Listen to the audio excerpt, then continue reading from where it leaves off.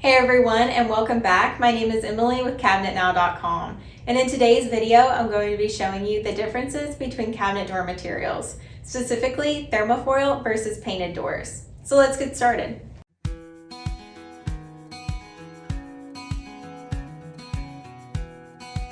Can you decide which of these two doors is laminate versus painted? The door on the left is a thermofoil cabinet door. Thermofoil is a laminate material that is heated and pressurized onto an MDF core.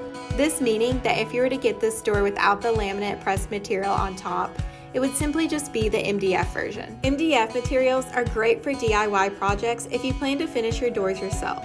Since MDF is one solid piece of material, there are no joints in which the door pieces come together. All designs are routed into the MDF material. Thermofoil doors are a great way to add a modern design style into your home and are easily wiped clean of any dust or dirt that may accumulate. The door on the right is a painted door.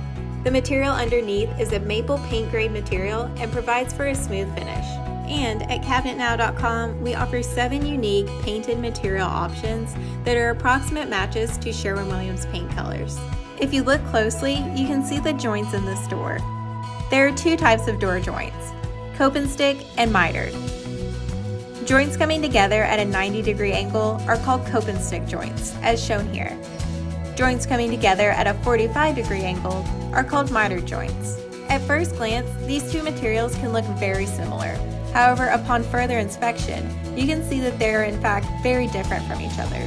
Now that you know the difference between painted and thermofoil doors, you can get started on your next cabinetry project. If you need assistance matching your doors, we would be happy to help.